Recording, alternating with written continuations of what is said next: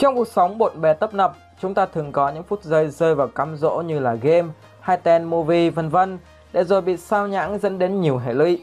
Dù rất cố gắng nhưng vẫn không thể chiến thắng được ham muốn mãnh liệt ấy, thì có thể ứng dụng Note Ocean sẽ giúp được anh em trong khả năng tập trung cho một công việc gì đó, như là tập trung học bài trước các kỳ thi. Để tải ứng dụng như mọi khi anh em vào CH Play. Sau khi tải ứng dụng rồi, chúng ta bắt đầu quá trình rèn luyện bản thân bằng cách bấm nút vào đây để chọn các hashtag như học tập, nghỉ ngơi vân vân. Trong các mục đều sẽ có chế độ để chúng ta lựa chọn.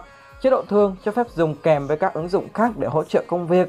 Chế độ chuyên sâu không thể dùng các ứng dụng khác. Và cuối cùng chế độ cao là úp cái mặt điện thoại xuống.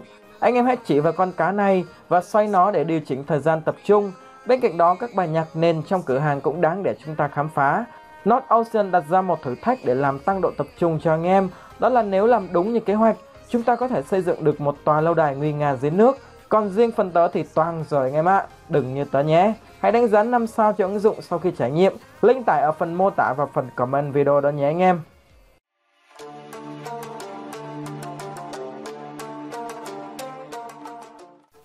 Xin chào 500 anh em, chào mừng anh em đã trở lại với Anime Wiki. Trong vương quốc Clover, ma pháp kỵ sĩ là lực lượng đóng vai trò chủ chốt để bảo vệ đất nước và hoàn thành các nhiệm vụ được ma pháp vương đặt ra. Họ không chỉ là lực lượng quân đội nòng cốt mà cũng chính là bộ mặt của đất nước. Vì lẽ đó, Clover rất nghiêm ngặt trong quá trình tuyển chọn các ma pháp kỵ sĩ. Sau khi vượt qua vòng tuyển chọn, các tân ma pháp kỵ sĩ sẽ được các đoàn trưởng lựa chọn vào một trong 9 quân đoàn. Có những quân đoàn tuyển chọn ma pháp kỵ sĩ dựa trên xuất thân và huyết thống, có quân đoàn dựa trên tài năng và lại chỉ có những quân đoàn tập hợp những nhân vật bất trị trong xã hội. Tất cả tạo nên hệ thống quân sự của một trong tứ đại cường quốc của vũ trụ Black Clover. Nếu nói ma pháp kỵ sĩ là những cỗ máy làm việc không biết mệt mỏi, thì đoàn trưởng chính là người vận hành cỗ máy đó. Không chỉ là người lãnh đạo và dẫn dắt các quân đoàn, mà còn rèn luyện thúc đẩy sức mạnh các thành viên ngày một lớn hơn. Hiện nay Clover có tất cả 9 quân đoàn, với phù hiệu và chiếc áo choàng riêng biệt đặc trưng cho mỗi đoàn. Tương ứng với đó là 9 đoàn trưởng với sức mạnh và khả năng vượt trội. Trong số họ, mỗi người một vẻ đều có một thế mạnh riêng và những cái nhất riêng. Ngày hôm nay hãy cùng Anime Wiki tìm hiểu chi tiết về sức mạnh, vai trò của từng đoàn trưởng trong vương quốc Clover. Qua đó hãy cùng nhau dự đoán liệu trong 9 đoàn trưởng, ngoài Yami và William, những ai có tiềm năng là một minh vực nữa nhé anh em.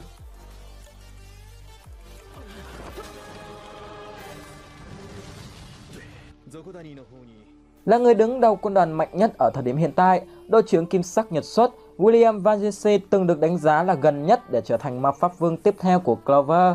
Tuy nhiên, ông trời không cho không ai thứ gì, đi cùng với ma pháp cây thế giới vĩ đại và khả năng lãnh đạo để chiếm trệ ngôi vị trí quân đoàn top 1 nhiều năm, thì cuộc đời William lại tương đối hẩm hiu và gặp nhiều pha quay xe không kịp. Có thể nói anh là người có số phận bi đát nhất trong số 9 đoàn trưởng, dù hết lần này đến lần khác được Julius độ, nhưng Tabata không buông tha cho anh tôi. William sinh ra là một quý tộc, nhưng từ nhỏ cho đến 8 tuổi phải sống ở miền quê như những người nông dân và chỉ được đón về sau khi những người thừa kế gia tộc chết hết. Thế nhưng mẹ nuôi của William lại ghê tởm anh bởi vết sẹo được coi như một lời nguyền trên mặt. Điều đó khiến William dần có một cách nhìn khác về cuộc sống. Anh khép kín và tự ti hơn vào bản thân. Không ai khác chính Julius là người đã cứu vớt William ra khỏi vũng lầy số phận đó. Khi lên 16 tuổi, William nhận ra trong anh tồn tại một con người nữa, đó chính là Bartoli, kẻ được William cảm thông và tiếp tay để gây nên một thảm họa với vương quốc Clover. Lần này vẫn là Julius tha thứ và cho anh cơ hội làm lại cuộc đời. Thế nhưng chỉ một thời gian ngắn sau đó, William tiếp tục lọt vào tầm ngắm của Hắc Tam Space khi anh được chúng nhắm đến và bắt đi để thực hiện kế hoạch con đường địa ngục.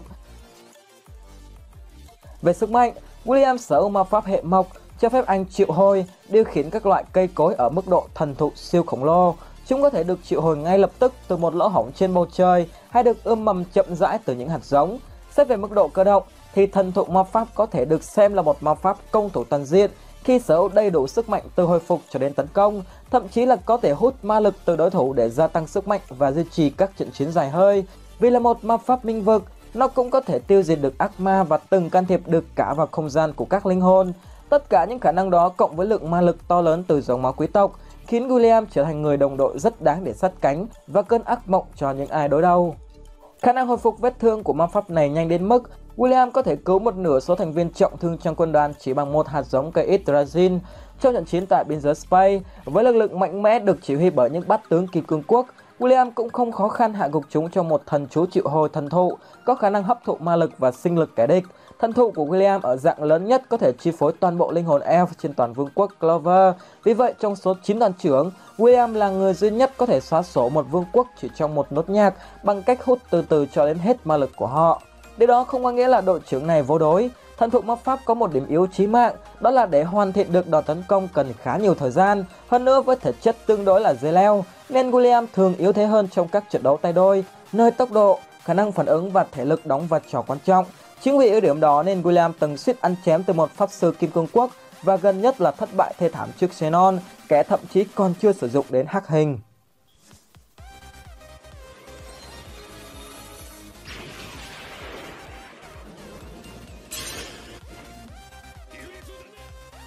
Là người dẫn đầu quân đoàn từng chót bảng với đầy dẫy những thành phần lập dị, có sở thích phá hoại, Yami của Hắc Bộc Ngu tất nhiên cũng không phải là một người bình thường. Tabata từng trả lời phỏng vấn rằng Yami cùng Nozel và Fuegoleon là 3 đoàn trưởng có thể trở thành ma pháp vương tiếp theo của Clover. Vì là một pháp sư ngoại quốc và phát triển ma thuật như một kiếm sĩ, nên Yami luôn thể hiện được cái chất riêng của bản thân bất chấp dòng đời nhiều cám dỗ. Không sở hữu thân phận cao quý, nhưng về ma lực, Miden từng tự nhận định anh vượt trội hơn so với quý tộc và kém hơn hoàng tộc. Với độ máu liều như hơn máu nào ăn sâu, từ những ngày đầu tiên lạc đường đến Clover, Miden đã thể hiện khả năng chiến đấu bẩm sinh khi có thể 1 vs vài chục đối thủ. Giờ đây anh đang là người nắm giữ kỷ lục pháp sư duy nhất của thế giới Black Clover, có thể 1 vs 1 với ác ma 80% sức mạnh hắc ám. Có nghĩa là xét xương xương thì Miden mạnh hơn tổng 3/4 sức mạnh lực lượng pháp sư bên Kim Cương Quốc cộng lại và gấp vài lần sức mạnh của quân đoàn mạnh nhất vương quốc Clover. Nghe có vẻ sai thế nào ấy nhỉ? Chi tiết về sức mạnh, Yami sở hữu ám ma pháp, một minh vực với khả năng nổi bật là hấp thụ những ma pháp khác. Trái ngược với thần thụ của William, Yami phát triển ám ma pháp theo phong cách cực kỳ mạnh trong solo 1-1, mang đến thành tích bất bại trong tất cả những người anh từng đối đầu, ngay cả với Dante. Khi ở dạng người dù sử dụng toàn lực cũng chỉ có thể chiến đấu ngang ngửa, thậm chí là lép vế hơn Yami. Ám ma pháp không sở hữu khả năng hồi phục, nhưng nó có những kỹ năng theo đúng chuẩn tăng điểm theo đường PK, như là tạo ra một khu vực miễn nhiễm với toàn bộ ma pháp trong vùng mana zone của Yami. Đây là kỹ năng rất mạnh nhưng không tiêu tốn nhiều ma lực. Miden có thể duy trì nó trong trận chiến với Dante ngay cả khi đã mất tới 9 phần sức lực. Nói về sức mạnh vật lý thì Yami đang là thanh niên trâu chó nhất Clover. Trong trạng thái cường hóa bằng ma pháp, anh khỏe đến mức có thể không bị ngã gục khi dính phải áp lực của trọng trường ma pháp từ Dante và chỉ bị xây sức ngoài da khi bị một đống đá đè lên người.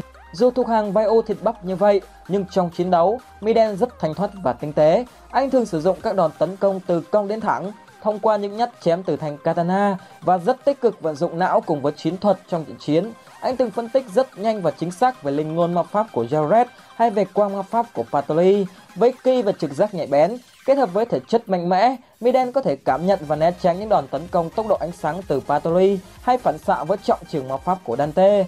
Dù đã phát triển hoàn hảo ma pháp đến mức độ cô động, nhưng pháp thuật này vẫn tồn tại một vài điểm yếu nhất định. Đầu tiên là nó có tốc độ và quỹ đạo khá chậm, khiến đối thủ dễ né được, và điểm yếu thứ hai là bản chất của ám ma pháp là hấp thụ, nên nó sẽ có giới hạn khi gặp những đòn tấn công có ma lực quá lớn. Với những gì Yami thể hiện sau time skip thì đến thời điểm này anh đang là đoàn trưởng mạnh nhất vương quốc Clover.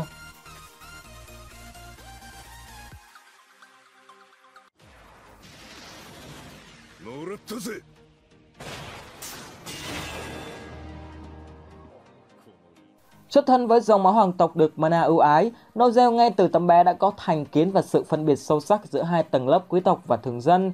Trong trận đại chiến với tộc Elf, Tabata đã dần tạo ra nhiều đất diễn hơn cho anh cả nhà Shiva. Điều đó giúp chúng ta hiểu thêm khá nhiều về nội tâm ấm áp bên trong một con người lạnh lùng khó tính của Nozel. Nếu bỏ qua vấn đề phân biệt giai cấp nặng nề, thì đội trưởng Ngân Dực Đại Ưng là một chỉ huy cực kỳ xuất chúng và xứng đáng trở thành ma pháp vương tiếp theo. Trong chiến đấu, Nozel được mệnh danh là pháp sư hoàn hảo nhất Clover.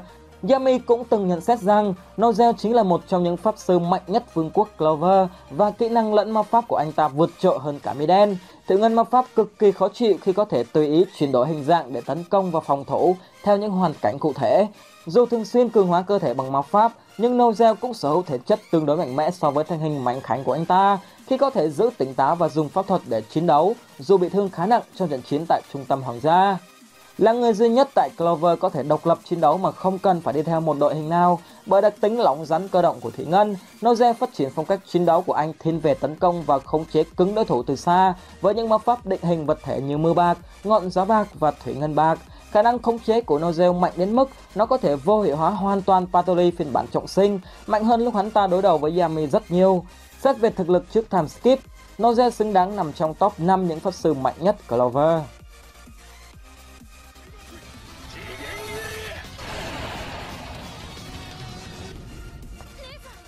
Là hoa khôi của vương quốc Clover với gương mặt BBQ, chiều cao lên tới 1m71 và cũng là trung tâm của mọi ánh mắt, đặc biệt là cánh đàn ông. Charlotte thường xuất hiện với một vẻ ngoài lạnh lùng và luôn đặt trách nhiệm với đất nước lên hàng đầu. Thế nhưng đội trưởng này lại không thể giữ được bình tĩnh mỗi khi phải đối diện với người mà mình thầm thương trộm nhớ, đội trưởng Yami của team Hắc Bộc Ngưu.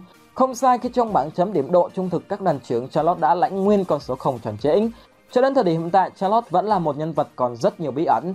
Khi gia tộc của cô có mối liên hệ với lời nguyền của một ác quỷ, dù đã được hóa giải nhưng lời nguyền đó khiến những búp hoa của Charlotte chưa bao giờ được nở rộ, dẫn đến sức mạnh của cô bị đánh giá thấp hơn so với những đoàn trưởng khác một phần nào đó. Về sức mạnh, Charlotte sở hữu ma pháp cho phép tạo và điều khiển những nụ hoa để tấn công đối thủ. Cũng giống như Nozel, Charlotte thường định hình số lượng lớn búp hoa và dây leo thành những vật thể để tấn công và phòng ngự. Dù chưa phải là toàn bộ sức mạnh, nhưng Patori từng phải công nhận Rosalie khi cho rằng cô là một pháp sư cực kỳ mạnh mẽ.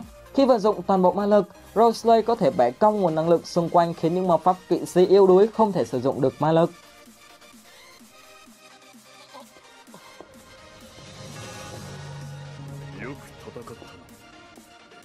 Đúng như cái tên Hồng Liên Sư Tử, Fuegoleon không chỉ là đoàn trưởng thông minh nhất, mà anh còn là người chính trực, công bằng và ra dáng thủ lĩnh nhất trong số tất cả các đoàn trưởng. Dù đã bị tập kích bởi bạch dạ man nhãn và mất đi cánh tay phải trong trận đại chiến ở Vương đô, thế nhưng sau này, Fuegoleon đã trở lại và lợi hại hơn xưa với cánh tay bằng lửa cùng với khả năng triệu hồi Salamander, một trong tứ đại tinh linh. Người ta thường nhắc đến quý tộc và hoàng tộc là những kẻ không làm mà vẫn muốn có ăn, nhưng một sự mỉa mai vào cách họ ỷ lại vào việc được mana ưu ái để rồi lười biếng luyện tập và ít tham gia chiến trận. Thế nhưng nếu theo dõi cuộc đời của Fuegoleon, chắc chắn họ sẽ rút lại câu nói đó. Từ nhỏ vì sự ảnh hưởng của người chị, sư tử cái Mereoleona, Fue đã luôn nỗ lực tập luyện nhiều hơn bất cứ đứa trẻ nào cùng tuổi để một ngày không xa vượt qua được chị gái. Chính lòng kiên trì và quyết tâm ấy đang từng bước đưa anh đến gần hơn với ngôi vị ma pháp vương đời thứ 29 vương quốc Clover. Về sức mạnh, chúng ta đều biết đó là đoàn trưởng này sở hữu hỏa ma pháp, một ma pháp tương đối phổ biến trong thế giới Black Clover, và anh chính là một trong những người sử dụng lửa mạnh nhất thế giới này. Chúng ta từng thấy Mereoleona có thể dùng hỏa ma pháp đốt cháy tất cả ma pháp, kể cả ma pháp khắc chế, sau đó cân 5 tông đồ elf cho đến khi kiệt sức, thì Fuegoleon, người từng chiến đấu ngang ngửa và được chị gái lẫn Nozel công nhận sức mạnh, chắc chắn cũng ở một cái tầm như thế. Khác với chị gái, Fue phát triển ma pháp của anh thiên về tấn công tầm xa với sự chính xác và tốc độ tuyệt đối. Anh thường định hình ngọn lửa thành một con sư tử và phóng đi những tia lửa chết chóc. Khác với những hoàng tộc khác, Fue không ỷ lại vào ma pháp, anh vẫn thường luyện tập cơ bắp.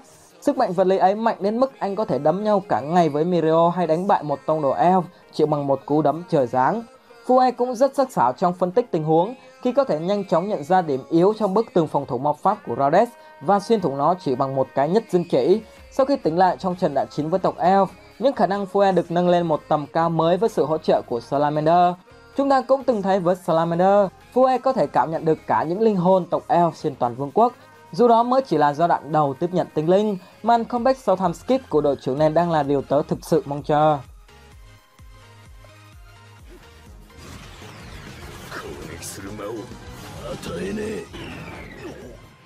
Thí lục đường lang có nghĩa là bọ ngựa, vậy nên không có gì bất ngờ khi đội trưởng Jack the Ripper của quân đoàn này có khả năng sử dụng ma pháp tạo ra hai lưỡi kiếm trên cánh tay y hệt như loài bọ ngựa.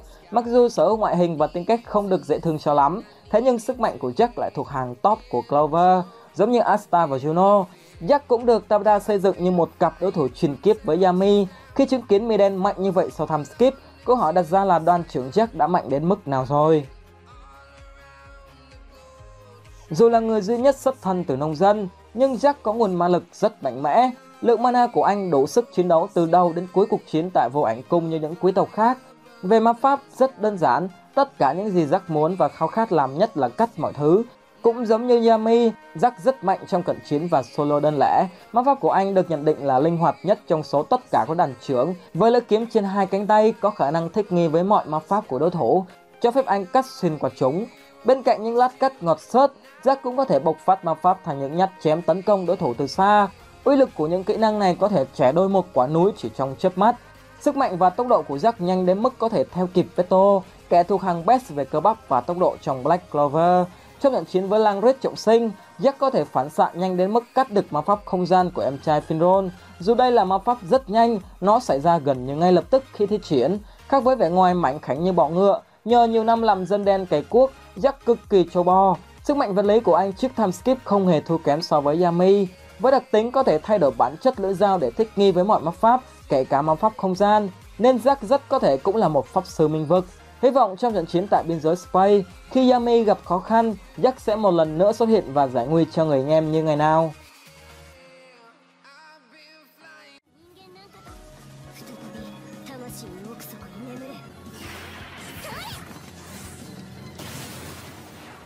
Là một người cực kỳ lười biếng, Dorothy có niềm đam mê mãnh liệt với những giấc ngủ bất chấp xung quanh có đang diễn ra chuyện gì.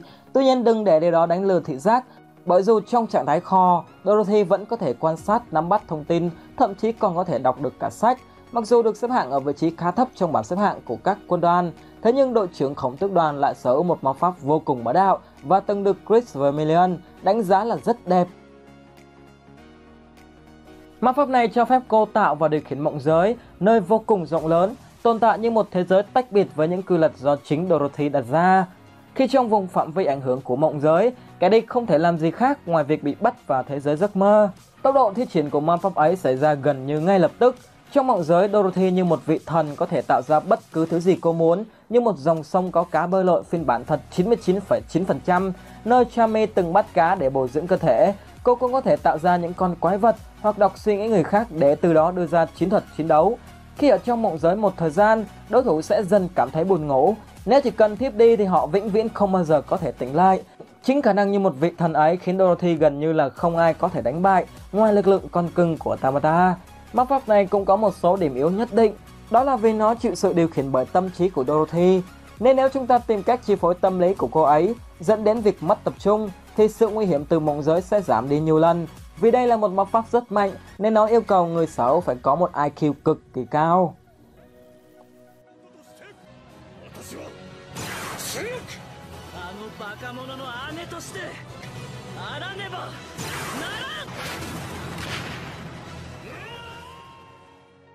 Sau khi Guidere Projot bị loại khỏi vị trí đoàn trưởng vì tội danh phản bội vương quốc, Kaiser Grankova chính thức được bổ nhiệm trở thành đoàn trưởng Tử Kinh Đoàn.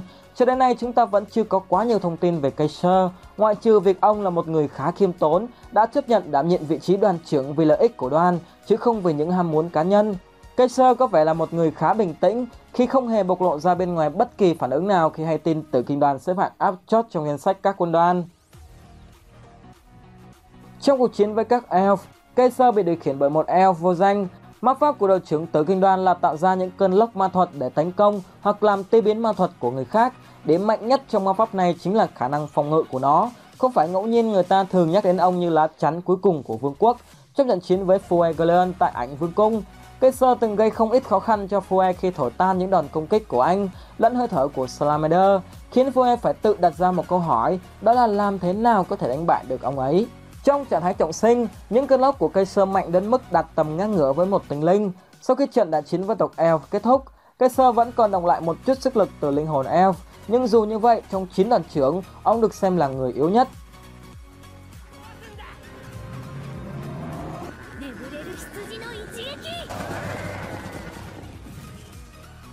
Và cuối cùng kết thúc nội dung của video ngày hôm nay là thông tin về Lam Lộc đoàn trưởng Real Boys Mortier. Thanh niên từng có một thời gian gây hiểu nhầm giới tính trầm trọng trong cộng đồng fan hâm mộ. Là một nhân vật cực kỳ dễ thương trong số các đoàn trưởng, Ryu đã quyết định tham gia vào cuộc thi tuyển chọn kỵ sĩ Hoàng gia vì muốn gỡ gạc danh tiếng của Lam Lộc đoàn sau khi bị xếp chót bảng trong bảng xếp hạng các quân đoàn. Mặc dù sở hữu tính cách thất thường, không ổn định và có phần rất dễ bị phân tâm vào các tác phẩm nghệ thuật, ngay cả khi đang ở giữa tâm bão cuộc chiến. Sức mạnh của Ryu lại thuộc hàng khủng khi cậu chính là người đã hạ gục và phong ấn cựu đoàn trưởng Projot trong một nốt nhạc. Ma pháp của Ryu là họa ma pháp, thứ cho phép cậu biến đổi bất cứ thứ gì cậu vẽ trong bức tranh để trở thành hiện thực. Những thứ được vẽ có thể thuộc bất kỳ nguyên tố nào trong hệ thống ma pháp. Vì lẽ đó cũng giống như Dorothy, sức mạnh của Ryu phụ thuộc vào khả năng sáng tạo của chính cậu. Trong time skip, Ryu là đoàn trưởng duy nhất đến Hearth tập huấn, một đất nước thấm nhuần triết lý của Run. Đây sẽ là một lượng sức mạnh rất lớn với một người có thể sáng tạo ra mọi thứ như Ryu. Sau khoảng thời gian time skip, sức mạnh của các đoàn trưởng đều đã thay đổi một cách đáng kể để chuẩn bị cho cuộc chiến với đế quốc Space. Sau khi cả hai đế quốc Diamond và Hearth lần lượt vỡ trận, mục tiêu tiếp theo của các ác quỷ chắc chắn sẽ là pháp sư xứ sở Clover. Các đoàn trưởng sẽ làm những gì để bảo vệ đất nước trong khoảng thời gian sắp tới? Và theo anh em, đâu mới là nhân vật mạnh nhất trong 9 đoàn trưởng của đế quốc Clover sau time skip? Hãy nói ra ý kiến của mình ở phần comment nhé. Còn bây giờ xin cảm ơn anh em đã lắng nghe. Xin chào và hẹn gặp lại anh em trong những video sau của Anime Wiki.